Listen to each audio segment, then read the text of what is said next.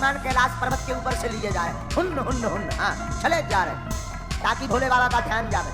बाबा तो कैलाश पर्वत पर बैठ गए, बड़े आनंद के साथ विमान लेकर जाने लगे। तो एक विमान में गंधर्वियां गाती हुई जा रही थी। माँ सती ने गौर से देखा तो माँ सती ने आवाज लगाई, अरे ओ गंधर्वियों, कहाँ जा रही?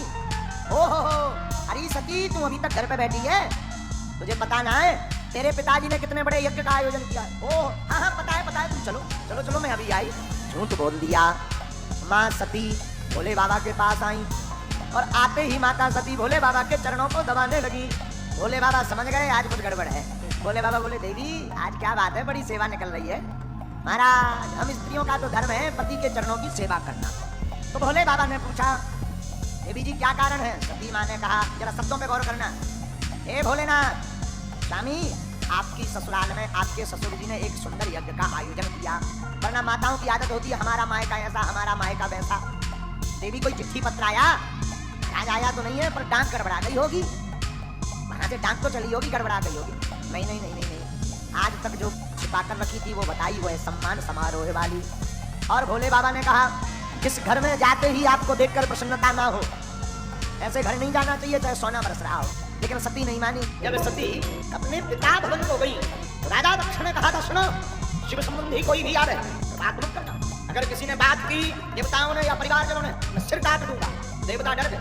जो कल तक माँ सती को प्रणाम करते थे वो आज माँ को देख करके मुंह मोड़ रहे। बहनें जो कभी गले आकर के लिपट जाती थी, 16 बहनें थी सती, 15 बहन और 16वीं सती थी, लेकिन आज सती को देख करके हल्की मुस्कुरा करके भगती। माँ सती पिता भवन को गई, कहीं पर भी सती को भोले बाबा का भाग दिखाई नहीं पड़ा। तो माँ सती को क्रोध आ गया, क्रोध में जल गई, आंखें लाल हो गई माँ सती की, होंठ फड़फड़ाने लगे। पूरे यज्ञशाला में भ्रमण किया, कहीं पर भी शिव का स्थान नहीं मिला। नाराज हो गई, होंठ फड़फड़ाने लगे, आंखें लाल हो गई, शरीर कांपने लगा। माँ सती क्रोध में भर करके बोली, ए राजा दक्ष, अभी तक पिताजी कहती थी, आज नाम लेकर के बोला, ए राजा दक्ष सावधान, तुमने जिस महादेव के साथ द्रोह किया तो भूत भावन कोई साधारण नहीं, त्रिभुवन पति है और आप शिवद्रोही हो। अगर मैं वापस ऐसे ही जाऊंगी तो भोले बाबा मेरी मजाक उड़ाएंगे। आओ दाक्षायणी, आओ दक्ष कुमारी, एक शिवद्रोही का खून मेरे शरीर में दौड़ रहा।